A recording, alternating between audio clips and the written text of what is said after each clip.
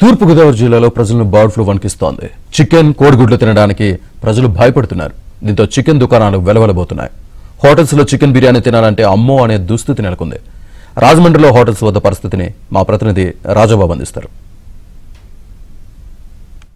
ఉమ్మడి ఉభయ గోదావరి జిల్లాలో బర్డ్ ఫ్లూ భయమైతే గనక ప్రజలను వణికిస్తుంది. అంటే బర్డ్ ఫ్లూతో కోళ్లు చనిపోవడం వల్ల చికెన్, కోడిగుడ్లు తింటే ప్రమాదము అనే నేపథ్యంలో ప్రజలు కూడా భయాందోళన చెందుతున్నారు. ఇప్పటికే తూర్పుగోదావరి జిల్లాకు సంబంధించి కానూరు, అగ్రహారము, సీతానగరం మండలానికి సంబంధించి మిర్తిపాడు గ్రామాల్లో కోళ్లు చనిపోయాయి. ఈ ప్రభావంతో అధికార యంత్రాంగం కూడా చికెన్ తాత్కాలికంగా తినవద్దు, కోడిగుడ్లు కూడా తినవద్దు అనే నేపథ్యంలో అధికారులు ప్రకటించిన నేపథ్యంలో ప్రజలు కూడా భయాందోళన చెందుతున్నారు. మరో పక్క చూస్తే కనుక ఇప్పటికే అంగన్వాడీ సెంటర్లకు, ప్రభుత్వ హాస్టల్స్కు కూడా చికెన్, కోడిగుడ్లు సరఫరా కూడా నిలిపివేశారు.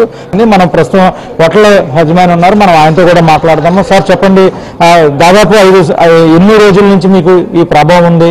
అంటే ప్రతిరోజు చికెన్ తినడానికి కావచ్చు పెద్ద ఎత్తున తరలి వస్తారు ఉభయ గోదావరి జిల్లాల నుంచి మీ హోటల్కి. ఇప్పుడు ఎలా ఉంది?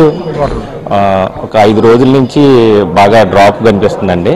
ప్రజల్లో ఏంటంటే కోవిడ్ వచ్చిన తర్వాత నుంచి ఆరోగ్యరీత్యా కొద్దిగా అవేర్నెస్ పెరగడం, ఏదైనా చిన్న ఇష్యూ వచ్చినా దాన్ని బాగా సీరియస్గా తీసుకోవడం.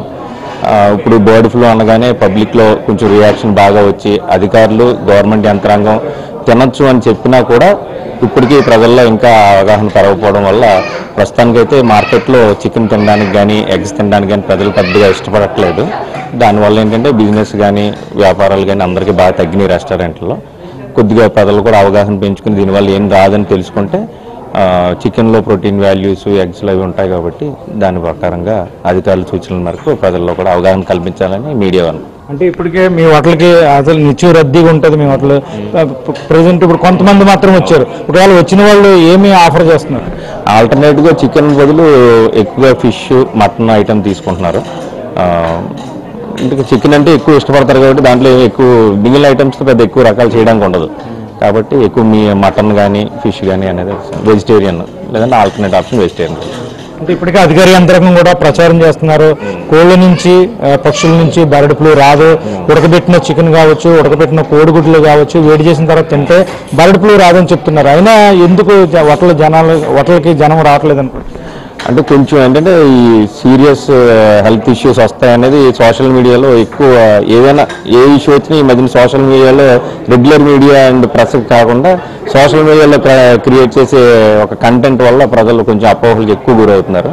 అది కాకుండా రియాలిటీగా ఆఫీసర్లు చెప్పింది, ప్రెస్ మీడియా వాళ్ళు చేసిన అవేర్నెస్ బట్టి వాళ్ళు కొంచెం అవగాహన పెంచుకుంటాం.